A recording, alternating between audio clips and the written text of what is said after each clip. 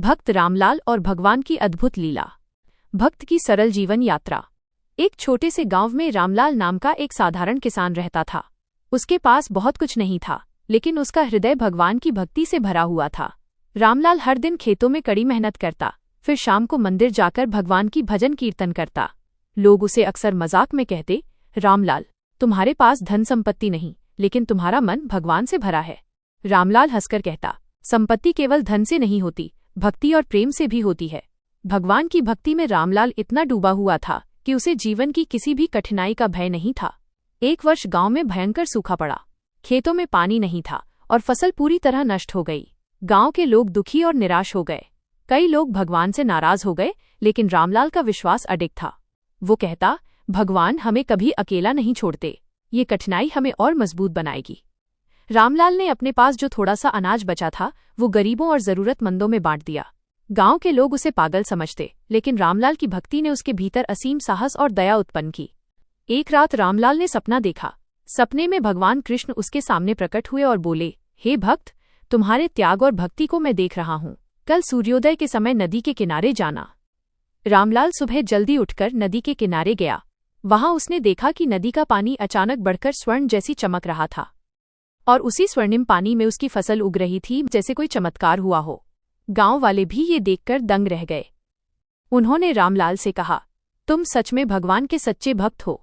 रामलाल केवल मुस्कुराया और कहा, भक्त वही है जो संकट में भी भक्ति नहीं छोड़ता। रामलाल की भक्ति की कहानी पूरे गांव में फैल गई। लोग उसके पास भक्ति और जीवन की सीख लेने आने लगे। रामलाल ने गांव में एक छोटा भजन मंडल शुरू किया। हर शाम बच्चे, बूढ़े और जवान सभी वहां जमा होते। रामलाल भजन गाता और भगवान की कथाएं सुनाता। धीरे धीरे गांव का माहौल बदल गया। लोग अधिक दयालु, अधिक सहिष्णु और अधिक ईमानदार बन गए।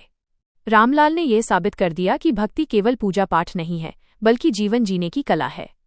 एक दिन गांव में महामारी फैल गई। लोग डर और चिंता में डूब गए। रामलाल ने बिना डरे लोगों की सेवा शुरू कर दी। उसने गांव में पानी, भोजन और दवा का इंतजाम किया। हर किसी को हिम्मत और आशा दी।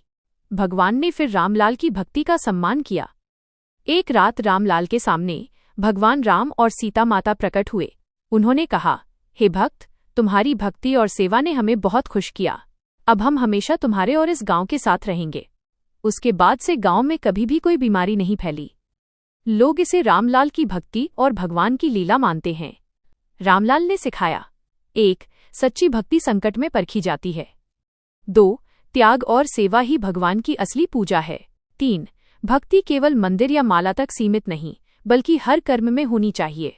गांव वाले और आसपास के लोग रामलाल के जीवन को देखकर खुद भक्ति और सेवा में लग गए। रामलाल का नाम सभी के दिलों में अमर हो गया। रामलाल वृद्ध होने तक लोगों की सेवा करता रहा।